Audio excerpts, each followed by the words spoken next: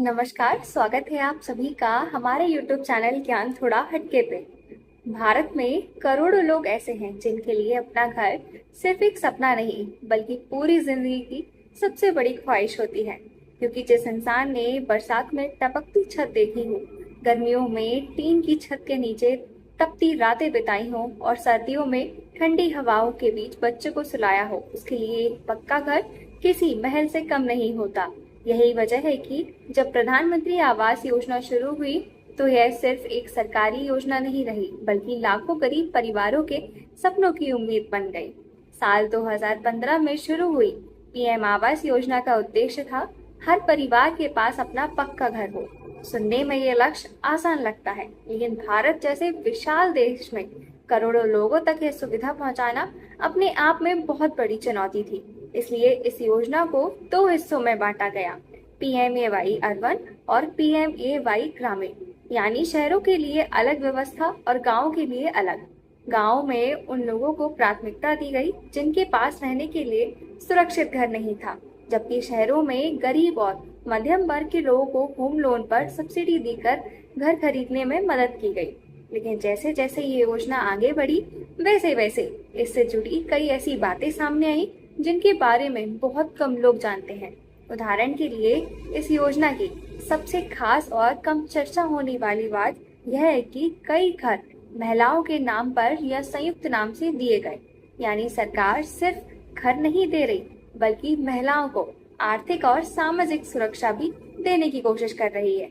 सोचिए, जिन महिलाओं के नाम पर पहले कभी कोई संपत्ति नहीं थी, उनके लिए अपने नाम का घर होना कितना बड़ा बदलाव रहा होगा। यही कारण है कि कई गांवों में महिलाओं का आत्मविश्वास भी पहले से बढ़ा है। और जब घरों का निर्माण शुरू हुआ, तब सिर्फ ईंट और सीमेंट की दीवारें खड़ी नहीं की गई, बल्कि लोगों की जिंदगी बदलने की कोशिश की गई।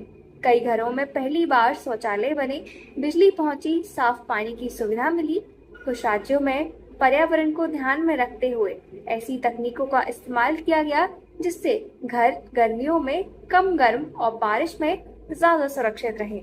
कई जगह फ्लाई ऐश ईंटों और इको फ्रेंडली मटेरियल का उपयोग भी किया गया। यानी यह योजना धीरे धीरे सिर्फ घर देने से आगे बढ़कर बेहतर जीवन देने की कोशिश बन गई।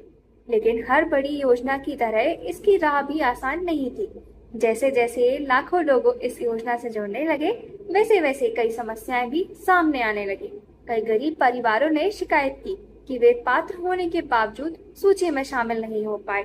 कुछ जगहों पर फर्जी लाभार्थियों का नाम सामने आया, तो कहीं निर्माण कार्य अधूरा रह गया। कई लोगों को पैसा समय पर नहीं मिला और कुछ परिवारों ने महीनों तक सरकारी दफ्तरों के चक्कर लगाए। असल में सबसे बड़ी परेशानी उन लोगों के लिए थी जिनके पास जरूरी दस्तावेज नहीं थे। आधार कार्ड, बैंक अकाउंट, जमीन के कागजात, ये सब सुनने में सामान्य चीजें लगती हैं, लेकिन देश में कई गरीब परिवारों के लिए इन्हें जुटाना भी संघर्ष है। यही कारण है कि कई बार जिन्हें सबसे ज्यादा जरूरत थी, वही लोग योजना का लाभ लेने में पीछे रह गए। और अगर शहरों की बात करें तो यहाँ एक अलग ही सरकार ने सब्सिडी दी, लोन आसान किए, लेकिन कई शहरों में मकानों की कीमत इतनी ज्यादा थी कि गरीब और मध्यम वर्ग के लोगों के लिए घर खरीदना आज भी आसान नहीं हो पाया। कुछ विशेषज्ञों का कहना है कि सिर्फ मकान बना देना काफी नहीं होता, क्योंकि लोगों को स्कूल, अस्पताल, रोजगार और अच्छी परिवहन व्यवस्था भी होनी चाहिए। अगर ये सुविधाएं ना हो तो घर होने के बाद भी जिंदगी आसान नहीं बनती। लेकिन इन सारी चुनौतियों के बीच पीएम आवास योजना की सबसे खूबसूरत तस्वीर तब दिखाई देती है जब कोई गरीब परिवार पहली बार अपने पक्के घर में प्रवेश करता है। पहली बार बच्चे बिना डर के बारिश की रात सोते हैं। पहली बार किसी माँ को यह चिंता नहीं होती कि तेज हवा में छत उड़ जाएगी। और पहली बार किसी पिता को यह महसूस होता है कि उसने अपने परिवार को सुरक्षित भविष्य दिया है। शायद यही वजह है कि प्रधानमंत्री आवास योजना सिर्फ इमारतों की कहानी नहीं, यह उन सपनों की कहानी है जो सालों तक अधूरे रहे। यह उन लोगों की कहानी है जिन्होंने पूरी जिंदगी किराए और झोपड़ियों में बिताई, लेकिन फिर भी अपने घर का सपना देखना नहीं छोड़ा। क्योंकि सच तो यह है कि एक घर सिर्फ चार दीवारों से नहीं होता, वह इंसान की इज्जत, सुरक्षा, भावनाओं और भविष्य की सबसे मजबूत नींव होती है। ऐसी ही जानकारियों के लिए जुड़े रहिए हमारे साथ हमारे YouTube चैनल ज्ञान थोड़ा हटके पे।